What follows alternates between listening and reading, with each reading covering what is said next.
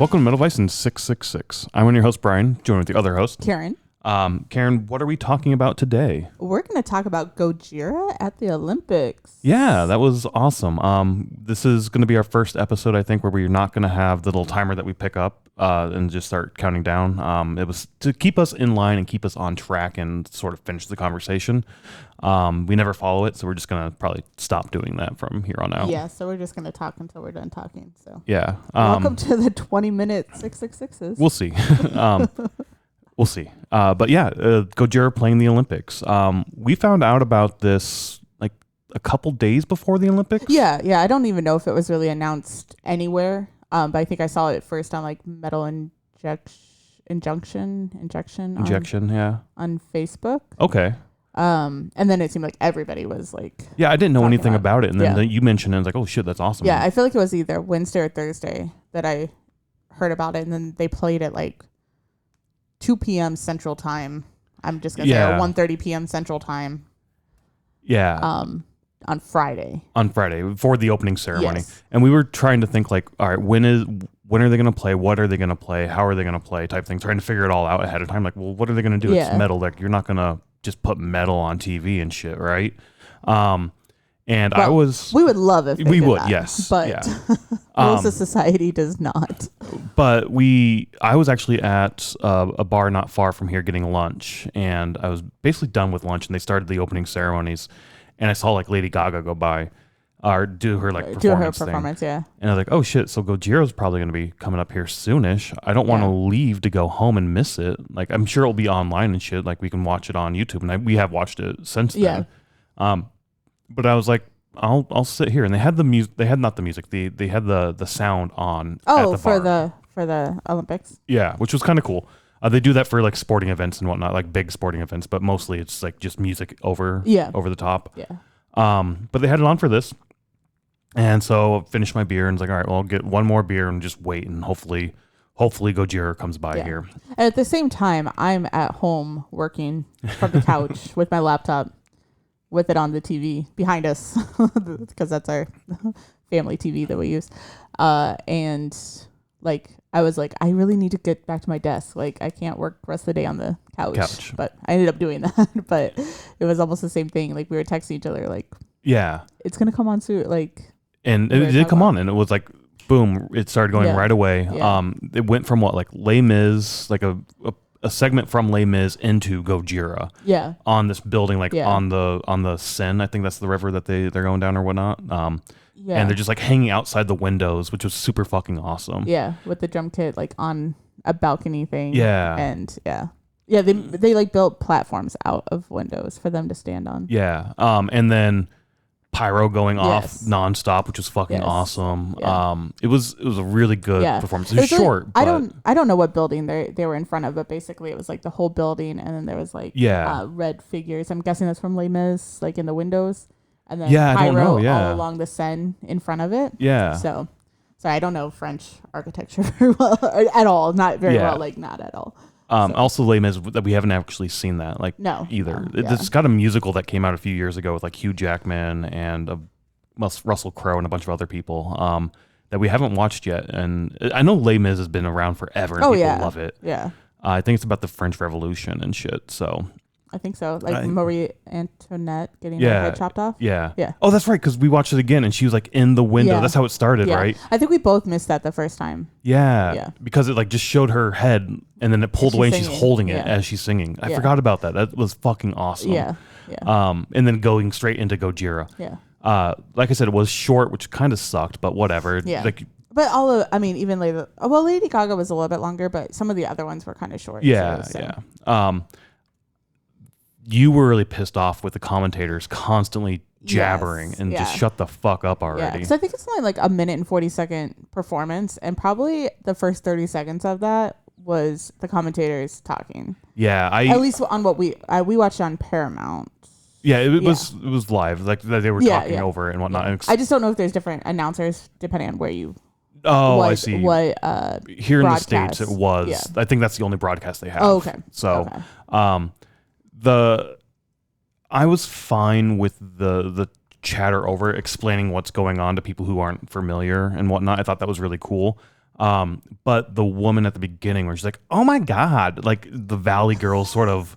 I couldn't stand her voice. She was pissing me off. And when she starts talking like, oh my God, we're going into metal, like classical to metal. How is that possible? Why would you like how that's so amazing? You don't do that. Yeah. Like just the fake, like the fake energy, the fake excitement. Like you can just tell she didn't give two shits about it. And it kind of pissed me off like how fake it was and like just fucking shut up. Like you don't need it really frustrated me. Well, I think that's what pissed me off is like it just kept going on and on and on for like 30 seconds. And then they did shut up for most of it and then at the end they started talking again.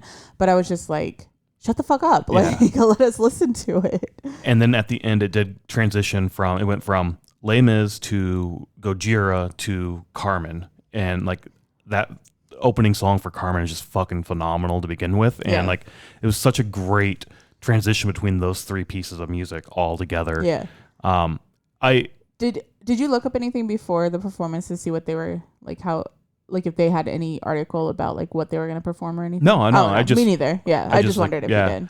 The other complaint I had with the broadcast of it was it seemed like it was very quiet. Yes. It could have been, the volume could have been turned up to 11, I would say. Yeah, I think I had our TV on, the volume was on 74, which is pretty loud. And I still was like, this is so quiet. Yeah, that was a little frustrating that it was quiet. But I don't know if other broadcasts maybe had it. Yeah, I don't know.